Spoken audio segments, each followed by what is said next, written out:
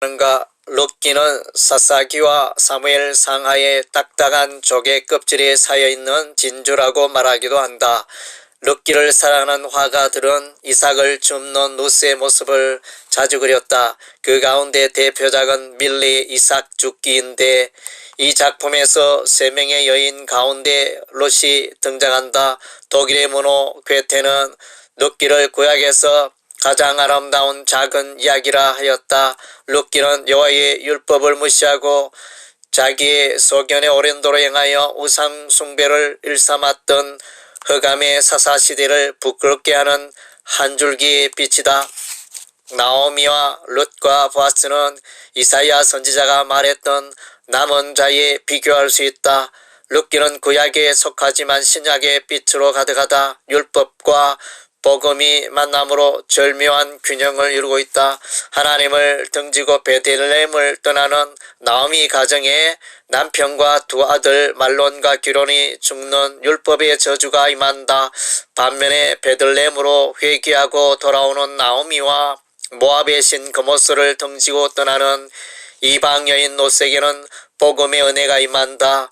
이 복음의 은혜는 롯이 어머니의 하나님이 나의 하나님이라고 신앙 고백을 하는 순간부터 시작된다. 성령으로 말미암는 그리스도 안에서의 거듭남은 신자에게 있어서 복음의 은혜의 출발점이 된다. 룻기에서는 대조법을 여러 곳에서 발견할 수 있는데 그것은 모압과 베들레헴, 유대인과 이방인, 죽음과 생명, 흉년과 풍년, 금오소신과 여호와, 기쁨의 나오미와 괴로움의 마라, 며느리 오르바와 롯의 선택, 풍종함과 가난함, 기업 모르는 자와 무르기를 포기하는 자이다. 룻기는 누구나 쉽게 이해할 수 있는 내용이지만 그 주제를 파악하는 시도는 매우 다양하게 이루어져 왔다.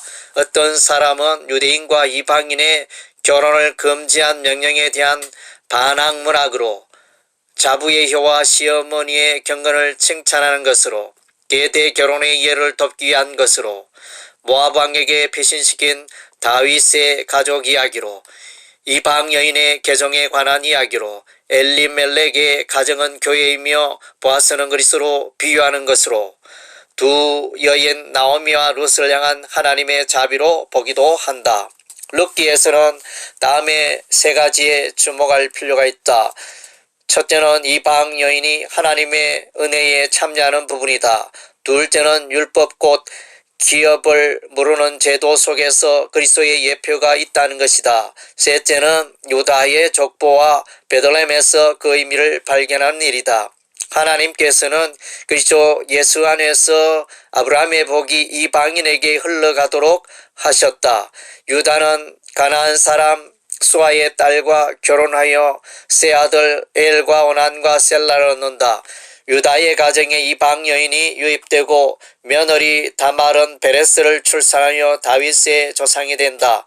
룻기의 마지막 부분에 베레스의 계보가 소개되고 있는데 여기서 다윗이 등장한다. 다윗의 고조 살몬은 여리고성의 기생 랍과 결혼하여 보아스를 출산하며 보아스는 룻과 결혼하여 오벳을 출산한다. 아브라함과 유다와 다윗과 예수 그리스도의 계보에 이방 여인이 참여하고 있다는 것은 이방 여인이 믿음으로 말미암아 예수 그리스도의 나라에 참여하게 될 것을 보여주고 있다. 유대인들은 이방인을 무시하였지만 하나님께서는 이방인들을 그의 백성으로 삼으신 것이다. 로마서 9장에서는 구원은 하나님의 절대 주권임을 말하며 호세아 선지자가 이방인 중에서도 하나님의 택한 백성이 일어나게 될 것을 말하고 있다. 호세아 그래도 이러기를 내가 내 백성 아닌 자를 내 백성이라 사랑치 아니한 자를 사랑한 자라 부르리라. 너희는 내 백성이 아니라 한 그곳에서 저희가 살아계신 하나님의 아들이라 부름을 얻으리라 함과 같으니라. 그리고 이사야 선지자는 메시아가 열방의 소망이 될 것을 예언하였다. 또 이사야가 가로되 이새의 뿌리 곧 열방을 다스리기 위하여 일어나시는 이가 있으리니 열방이 그에게 소망을 두리라 했느니라. 이방 여인 다말과 기생 라합과 룻의 등장은 이방인의 구속사의 참여를 말하고 있다.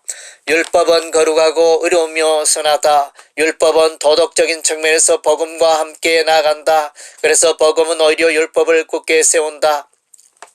그러나 율법은 구원의 측면에서는 복음과의 단절을 이룬다. 모세가 가나안 땅이 보이는 너보산에 오르기는 하였지만 가나안 땅에 들어가지 못한 것처럼 율법은 사람들을 그리스도께로 인도하는 초동교사의 역할을 하지만 구원의 길이 되지 못한다. 이에 대하여 로마서 3장은 이제는 율법에 의해 하나님의 한 의가 나타났다고 말한다.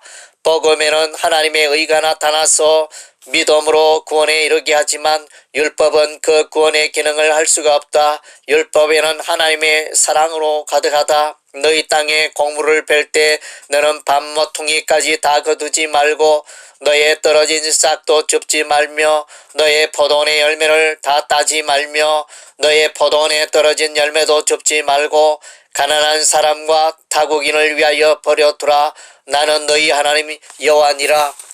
보아스는 이러한 율법을 기억하고 롯에게 사랑을 베푼다.